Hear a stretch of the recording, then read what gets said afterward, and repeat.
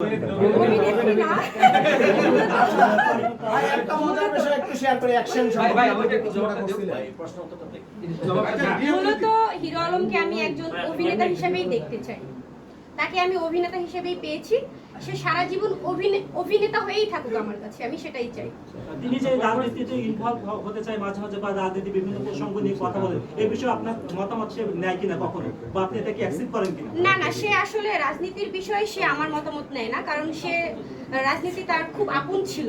সে কিন্তু রাজনীতিকে একদম আঁকড়ে ধরেছিল। সে মানুষের পাশে সে যখন তখন ছুটে যেত। এই যে লাস্ট যে ছাত্র আন্দোলন, তাকে কিন্তু আমি দমিয়ে রাখতে পারিনি।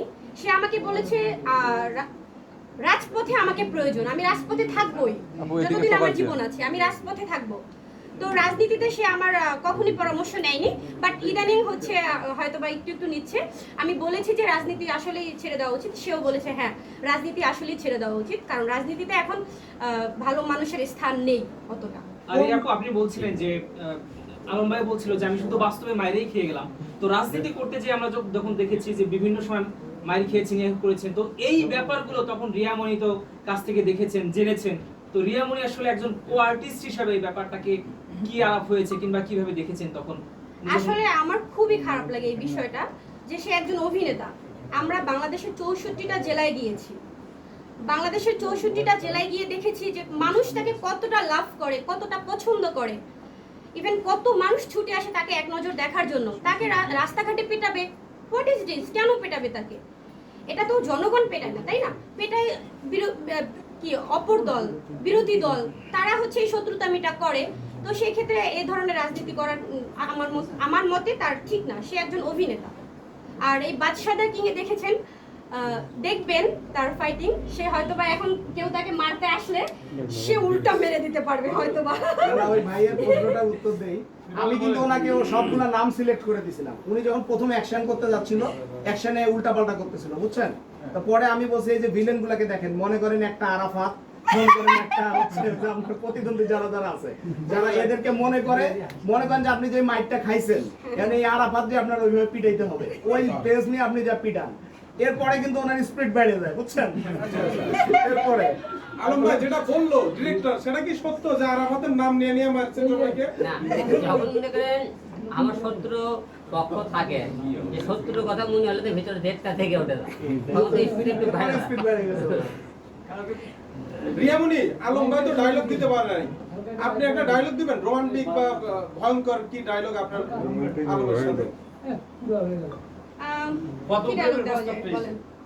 মানে আজ না হয় কাল ভালো তোকে বাসতেই হবে। ঠিকই ভালোবাসবে।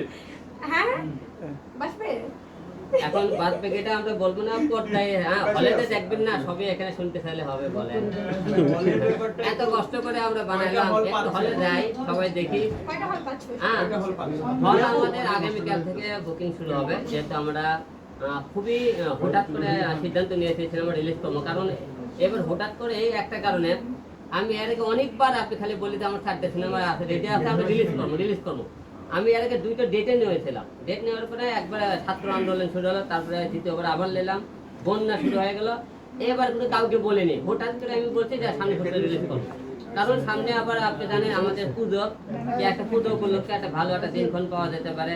এবং আমার সিনেমার পরেই তারপরে সামনে মনে আমাদের শাকিব খানের দরদ সিনেমাটাও আসতেছে, যে আমরা মনে করি দরদের আগে আমরা রিলিজে আসি, মাঝখানে আমরা আরো ভালো কিছু যাতে দর্শক হলে আবার আছে। মাঝখানে কিন্তু আমাদের সিনেমা হলে দর্শক আসা শুরু করেছিল, তুফানের পর থেকে কিন্তু দর্শক আসা শুরু করেছিল ভালো, মোটামুটি প্রিয়তমার পর থেকে। কিন্তু আবারও মাঝখানে দেশের অবস্থার কারণে হলে থেকে দর্শক একটু পিছু হয়েছে। এখন অনেকেই সিনেমা রিলিজ করতে চাইতেছে না, রিস্ক নিতেছে না যে হলে দর্শক হবে কিনা। কিন্তু আমরা তো সবাই নিরাপত্তা পালন, হলগুলো তো বন্ধ হয়ে যাবে। তাই হল থেকে মুখের দিকে সেই আমি সিনেমাগুলো আবারও রিলিজ করেছি। আপনি সবাই জানেন এর আগে দেখুন বাংলাদেশে প্রথমে হলগুলো বন্ধ হয় করোনার কারণে। হলগুলো বন্ধ হলে কোনো প্রযোজক, কোনো পরিচালক সিনেমা রিলিজ করে সাহস পায়নি, হল খুলবে সিনেমা মালিক। সেই টাইমে আমি আমার প্রথম সিনেমা সাহসী হিরো আলম সিনেমাতে হলগুলো আমি খোলার মনে করেন সুযোগ করে দিই, যে আমি সিনেমা দেবো আপনার হল খোলেন। তো আবারও এখনো থেকে তোর সময় দেশের অবস্থা বলেন, সবাইকে তো সিনেমা রিলিজ করতে চাইতেছে না। আমি কেন সবাই না, আমার সবাই রিলিজ করে ধরুক, তাহলে আবার মুখের হলে দর্শক আসবে। তাই আমি আবারও সাহস করে সিনেমা রিলিজ করতেছি। আমি ইতিপূর্বে 10টি মুভি করেছি, এটা আমার 4র্থ নম্বর সিনেমা।